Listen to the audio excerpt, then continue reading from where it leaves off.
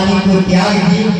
उसी के बगल में सेनानी गांव एक बच्ची का जन्म हुआ था।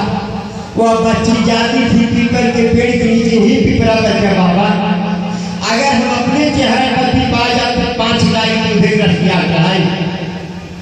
उसका जब शादी होता है तो अपने पति का चेहरा पर अपना चेहरा मिलाती करती, जैसे मैंने मांगा वैसे पिपरा करके बाबा हमको दे दिए। फिर वह बोली पिपरा करके बाबा, जैसे हमारे पति बात है वैसे कहीं इंडिया बेटो पा जाते तो 7 गाय तुझे रसिया कराई।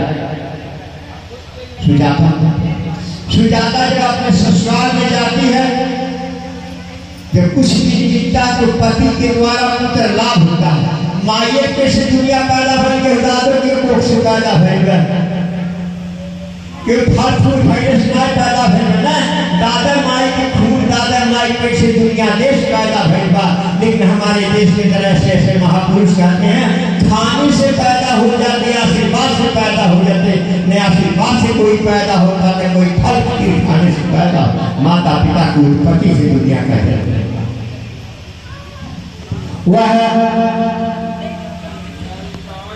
जब सुजाता अपने मन का पुत्र पति पा जाती है, सुजाता हुई की तरह करके बाबा जैसे हमारे बाबू 12 दिन के हुए हैं वही दिन 12 बजे रात के रस्सियां चढ़ा देती पीपल के नीचे।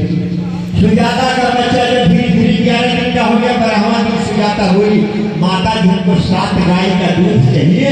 पीपल का जो देवता हमको पति पुत्र दिया है उसको रस्सियां चढ़ाना है। सुजाता साफ दे देने रसिया तैयार हो गए, रसिया तैयार हो गए। काली माता जी तेरी पिपरा नीचे टार बहार की चिक्कन के यहाँ चढ़ाई बा, उनकी सास वहाँ बहार टार के चिक्कन करने जाती है। उसी पेड़ के नीचे राजकुमार से था, शरीर में खून ने मांस केवल कंकाल रह गया था। शरीर उनका एयर ले लिया था। एयर लेता न लेता मशीन, तो जैसे मशीन एयर लेता है, एयर खोला जाता है, वैसे वो एयर सुजाता का सांस भयभीत होकर जाती है। मत जाओ बहनी, वहाँ पेड़ के नीचे एक राक्षस सोया है।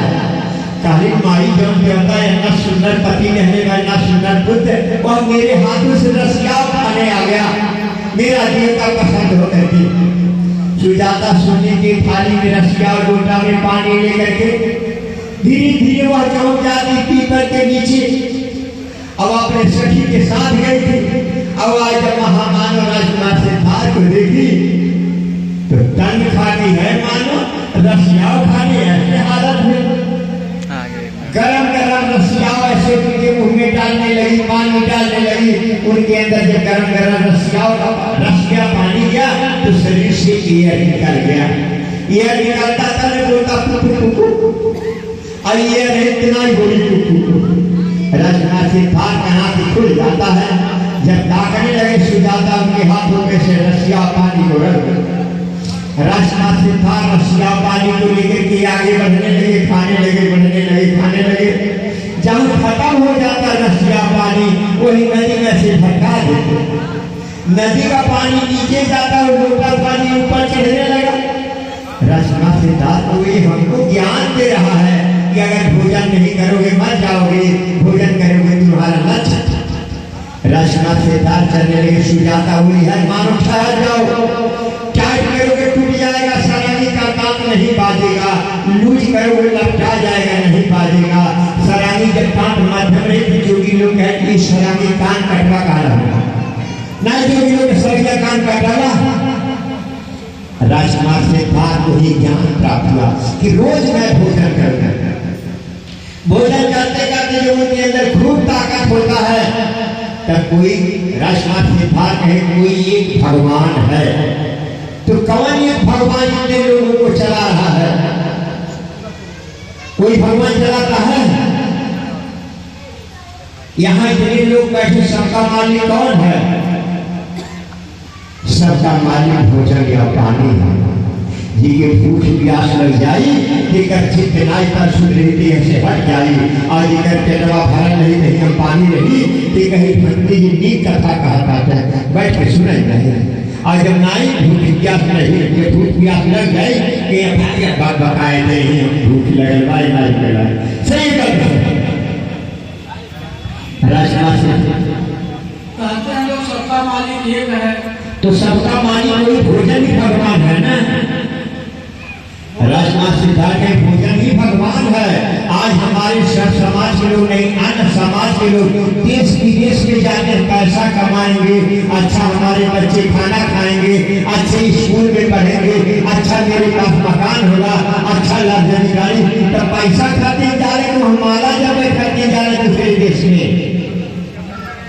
बोलिए सबका मालिक भोजन सबका मालिक भोजन है, मालिक दूसरा तो लोग काहे को आखिर व्रत रहते हैं, भूखते हैं, पास करते हैं, कहते हैं भगवान की प्राप्ति होगी।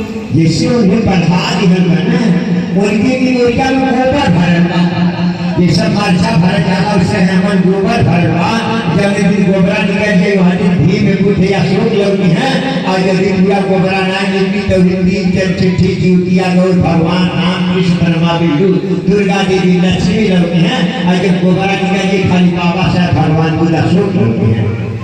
राजनाथ सिद्धार्थ है सबका मालिक भोजन या पानी दूसरा मालिक कोई। कभी आप लोगों से प्रत्यक्ष दर्शन हुआ भगवान से? राजनाथ सिद्धार्थ कहे हैं माता पिता के ऊपर खाना पुत्र दासो, माता पिता का कोई भगवान दर्शन देने वाला नहीं है। जन्म देने के बाद माई दादा अपने बेटी बेटा के क्रियाकलाप टट्टी पिशाब का खाना में लूटे न से लेके कहीं के शादी किया, माई दादा कहने के भगवान कहने तो माई दादा दर्शन नहीं करेगा, वही भगवान। राजनाथ सिद्धार्थ बोधिया में पोखरा, उसी पोखरा में कहने दो जगह मैंने बैठा, बहुत घोर दुख हमको हुआ, आज इसी पोखरा में मैं साधना करूंगा, सत्य खोजूंगा। वहां जब खोजने लगे तो उनको मिला न कोई भगवान है, अन्य कोई ऊपर वाला है, सबका मालिक भोजन है, और सबका मालिक सब अपने अपनी बिटिया बेटों मालिक, दूसरी बिटिया बेटों के मालिक, और सबका अय्या बाबा अपने नाती नतनी खातिर मरल है, दूसरे के दूसरे नाती नतनी खातिर नहीं। सही है। राजनाथ सिद्धार्थ गौतम शरण गच्छति, माता पिता का सेवा करेगा महामंगल होगा, और माता पिता का सेवा जो नहीं करेगा उसका मंगल कल्याण नहीं। बुद्ध के शरण में जाओ तो धम्म पर्यंत शरण गच्छति, माता पिता के दायित्व अदा करता। धम्मं जीवित पर्यंत शरण गच्छामि, अच्छे धर्म को धारण की हो, अपने पत्नी के ऊपर ध्यान दो, पत्नी को अच्छा भोजन मिलेगा, अच्छा सम्मान मिलेगा, अच्छा खून रहेगा, तब तो बेटी बेटा अच्छा होगा, न तो अच्छा बेटी बेटा नहीं। पूजा करना हो, जब पूजा करके भूखिए पिए से तो मुँह से सब लड़के पैदा हुई हैं और दिमागहीन पैदा हुई हैं। आज जब बुद्ध के शरण में जाके अपने पति ध्यान दिए, अपने सास ससुर के ध्यान दिए हैं, और खैले के ऊपर ध्यान दिए, जब तक लड़की बेटिया बेटा बलवान विद्वान हुई है, लड़का जब पूजा पाठ करी है तो लड़की लड़का हेर पीर पाखंडी पैदा हुई, चाहे विकलांग पैदा हुई, चाहे बहुत बड़ा चरित्रहीन पैदा हुई। संगम जीव पर्यंत शरण गच्छामि, पति पत्नी का श्रृंगार क्या चीज है? आप दोनों लोगों श्रृंगार का फरमान कहीं बताइए, बीच वाले बहन बाबू।